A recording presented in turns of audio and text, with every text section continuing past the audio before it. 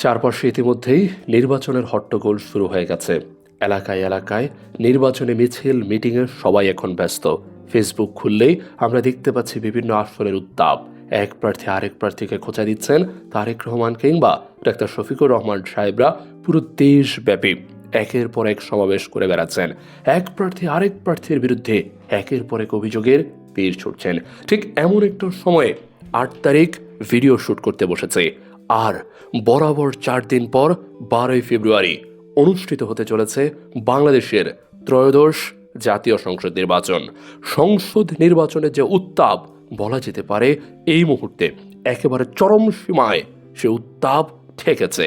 ঠিক এমন অবস্থায় একটাবার আমার চিন্তা, আমার মতামত অনুযায়ী কে আসতে চলেছে এবারের সংসদে, কে হতে চলেছে সরকার দল, কেই বা হতে যাচ্ছে বিরোধী দল, তাই নিয়েই আমাদের আজকের ভিডিও। আসুন শুরু করা যাক আলোচনা। একটু দেখি আমার মতে কে জিততে চলেছেন এবারের নির্বাচন। ঠিক আগের বারের মতোই ডাকসু নির্বাচনের আগে যেমনটা বলেছিলাম, যদি, কিন্তু, অথবা, হয়তো সবকিছু ছাড়া, এবারও বলছি এবারের নির্বাচনে আমার মতে জিততে চলেছে বাংলাদেশ জাতীয়তাবাদী দল বিএনপি। একদমই ঠিক শুনেছেন আপনারা। আমার মতামত অনুসারে 180টি বা তার কাছাকাছি আসন নিয়ে এবার সরকার গঠন করতে চলেছে বাংলাদেশ জাতীয়তাবাদী দল বিএনপি। অন্যদিকে জামাতে ইসলামী 100টির কাছাকাছি আসন পাবে বলে আমার ধারণা। বাকি 15 থেকে 20টিতে কিছু স্বতন্ত্র প্রার্থী আসার সম্ভাবনা রয়েছে।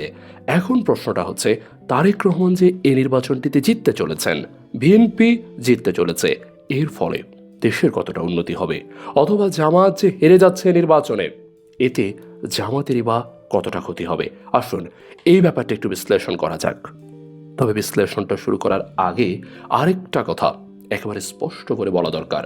সেটা হচ্ছে, জামাত ইসলামী এই নির্বাচনে হয়তো হারতে যাচ্ছে, কিন্তু ইতিমধ্যেই সত্যিকার অর্থে তারা আসলে জিতে গেছে। কিভাবে? 1941 সালে সাইদ আবুল আলা মওদুদী যখন লাহোরে জামাত ইসলামী দলটি প্রতিষ্ঠা করেন, এরপর থেকে আজ পর্যন্ত কোনোদিন জামাতে ইসলামী এই উপমহাদেশে এতটা ভালো অবস্থানে কোনোদিন আসতে পারেনি। জামাত ইসলামীর পাকিস্তানের শাখা আছে, জামাত ইসলামীর ভারতের শাখা আছে, জামাত ইসলামীর বাংলাদেশের শাখা আছে। জামাত ইসলামীর কোনো শাখায় ক্ষমতার এতটা কাছাকাছি, ক্ষমতার এতটা কেন্দ্রবিন্দুতে কোনোদিনই আসতে পারেনি। এমনকি 47-এ দেশভাগের পরে পাকিস্তান পিরিয়ডেও জামাত এতটা জনপ্রিয় কোনোদিনে ছিল না। জামাতের জনপ্রিয়তা এখন এতটাই ঠেকেছে, মানুষের মধ্যে চিন্তার খোরাক জুগেছে, জামাত কি জিততে চলল নাকি? ঠিক এই যে প্রশ্নটার কাছাকাছি চলে যাওয়া, জামাতের জন্য এটাই হচ্ছে সবচেয়ে বড় জয়। এর আগে জামাত কোনোদিনও বাংলাদেশের কোনো নির্বাচনে এখন যেভাবে এলাকায় এলাকায়, মহল্লায় মহল্লায়, জায়গায় জায়গায় সমাবেশ করছে, এটা করতে পারেনি। এর আগে যতবার জোট গঠিত হয়েছিল, সেই জোটে মূল শক্তি কোনোদিনই জামাত ছিল না। এবার প্রথমবারের মতো নির্বাচনে মূল শক্তি হয়ে উঠেছে জামাত ইসলামী। এর চেয়ে বড় জয় এই দলটার জন্য আর কি হতে পারে? বিএনপি এর আগেও ক্ষমতার স্বাদ পেয়েছে, তারা প্রধানমন্ত্রী হয়েছিল তাদের দল থেকে, এছাড়া তারা রাষ্ট্র পরিচালনা করেছে। তাদের জন্য সরকার দল হওয়া নতুন কিছু না। কিন্তু ঠিক সেখানে যে দলটা 71-এর মতো বড় প্রশ্নে সম্মুখীন হয়েছে, যেই দল বলা যেতে পারে 71-এর পর থেকে 77 পর্যন্ত যে দলের কোনো অস্তিত্বই ছিল না বাংলাদেশে, সেই দল এখন ক্ষমতার এতটা কাছাকাছি পৌঁছেছে। এর চেয়ে বড় জয় আর কি হতে পারে? মানুষের কাছে যদি জনপ্রিয়তা চিন্তা করুন, অসংখ্য মানুষের কাছে জামাত 5ই আগস্টের পর নিঃসন্দেহে জনপ্রিয় হয়ে উঠেছে। বিভিন্ন ছাত্র সংসদ নির্বাচনে জামাত যে এককভাবে আধিপত্য দেখিয়েছে, এটাও তাদের জনপ্রিয়তার অন্যতম একটা দৃষ্টান্ত। এই যে এতগুলো বছর তাদের এত এত নেতার ফাঁসি হয়েছে, তারা বলা যেতে পারে সম্পূর্ণ গোপনীয়ভাবে রাজনীতি করেছে, কিন্তু সবকিছু ঠেলে তাদের এই বিশাল জনপ্রিয়তা অর্জন, এর চেয়ে বড় জয় আর কোনটাকে আপনি বলবেন? নিঃসন্দেহে এইটাই জামাত ইসলামের জন্য অনেক বড় একটা জয়। শুধুমাত্র সংসদ নির্বাচনের এই জয়ই শেষ কথা নয়, তার চেয়েও বড় ব্যাপার হচ্ছে, জামাত যদি এই নির্বাচনটাতে জেতে, যদি জেতার কোনো সম্ভাবনা নাই আগেই বলেছে, তারপরও যদি জামাত এই নির্বাচনটাতে জিততো তাহলে কি হতো জানেন? তাহলে 2 বছরের মধ্যে দেখা যেত বিএনপি এবং আওয়ামী লীগ, ঠিক শুনেছেন, বিএনপি এবং আওয়ামী লীগ দলীয়ভাবে তারা একত্রিত হতো।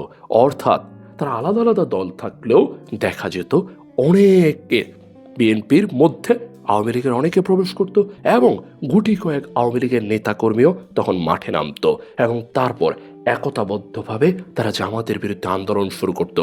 এবং দেশে মুক্ত চিন্তা নিরপেক্ষ ধারী কিছু মানুষ আছেন যারা নিজেদেরকে মুক্ত চিন্তার অধিকারী বলেন, সেই সকল মানুষরাও জামাতের বিরুদ্ধে একাত্মবোধ হতো।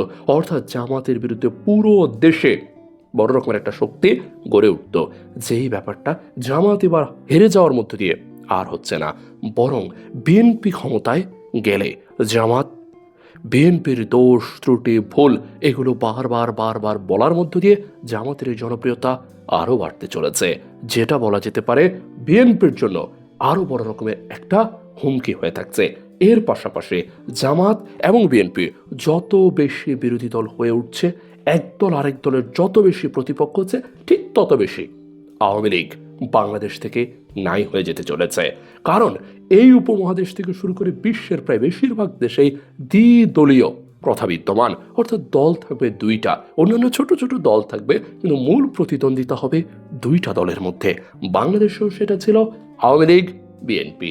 আর এখন বিএনপি যদি ক্ষমতায় চলে যায়, জামাত যদি বিরোধী দল হয়, ধীরে ধীরে আওয়ামী লীগ টিকে থাকার যে প্রথাটুকু সেটুকু আরো বেশি শেষ হতে চলেছে। আর এইভাবে আওয়ামী লীগের ধীরে ধীরে নিস্তেজ হয়ে যাওয়া জামাতের জন্য আরো একটা বড় জয়।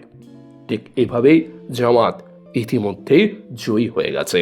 এবার আসুন একটু দেখার চেষ্টা করি বিএনপি ক্ষমতায় আসলে আদৌ কি কোনো বড়সড় পরিবর্তন আসতে চলেছে। উত্তরটা একদমই সহজ, উত্তর হচ্ছে না। বিএনপি ক্ষমতায় আসার পর দেশে অনেক বড় ড্রাস্টিক কোনো চেঞ্জ আসতে যাচ্ছে না। কেন?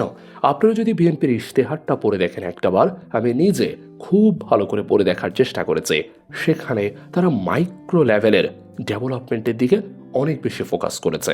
ব্যাপারটা আসলে কি, আওয়ামী লীগ এতদিন ধরে ম্যাক্রো লেভেলের অর্থাৎ সামগ্রিক যে উন্নয়ন সেটার ব্যাপারে অনেক বেশি কথাবার্তা বলতো।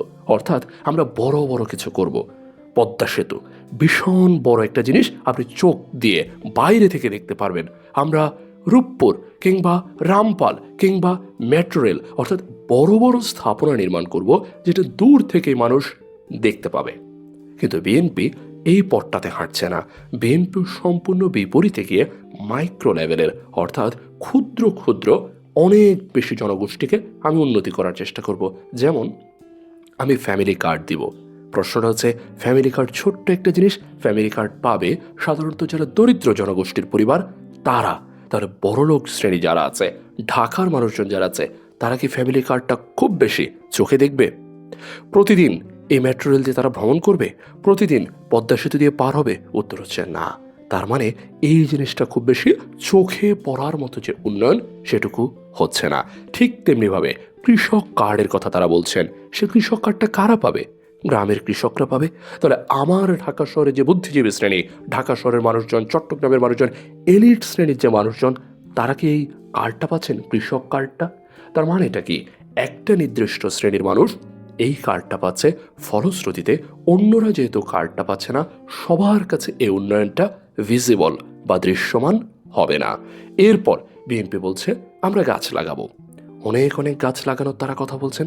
দেখা যাবে এই ক্ষেত্রেও আমরা হয়তো বা ঢাকায় বসে আছি, তারা বলবে আমরা তো অমুক জায়গাতে গাছ লাগিয়েছি, অমুক জায়গাতে জিজ্ঞেস করবো কোথায় গাছ লাগিয়েছে, তারা বলবে আমরা তো অন্য আরেকটা জায়গায় গাছ লাগিয়েছি। অর্থাৎ পুরো দৃশ্যমান যে উন্নয়নের ব্যাপারটা সেটুকু তাদেরকে করতে হচ্ছে না। এমনকি তারেক রহমান সাহেব নিজেও কিন্তু এই কথাটা বলেছেন।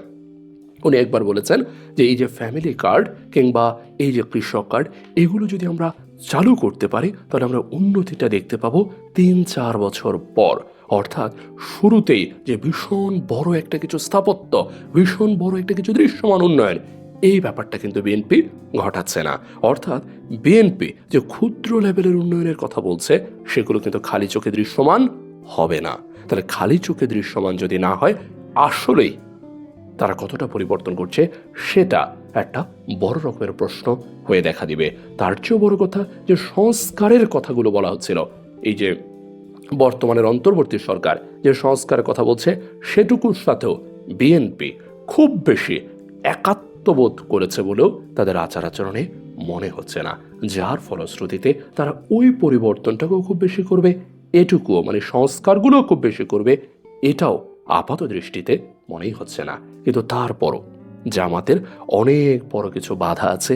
৭১-এর প্রশ্নে, নারীদের প্রশ্নে এবং আরো অনেকগুলো প্রশ্নে জামাতের বাধা আছে, যার কারণে মানুষের ভোটটা এইবার বিএনপি দিকে যাচ্ছে, এটা মোটে কনফার্ম বলা যেতে পারে। এবং একই সাথে ক্ষমতায় বিএনপি আসতে চলেছে, একই সাথে জামাত হেরে গিয়েও জামাত ইতিমধ্যেই জয়ী হয়ে গেছে। তার চেয়েও বড় কথা, আগামী 5 বছর আমার মতামত হিসেবে খুব বেশি উন্নয়ন, খুব বেশি জনগণের ভালো একটা জীবনযাপন দেখতে হয়তো আমরা যাচ্ছি না। আপনাদের কাছে কি মনে হয় জানাতে পারেন ভিডিওর কমেন্ট বক্সে। ভিডিওটি দেখার জন্য অনেক অনেক ধন্যবাদ। আবারও দেখা হবে পরবর্তী কোনো আলোচনায়, পরবর্তী কোনো ভিডিওতে। ধন্যবাদ সবাইকে।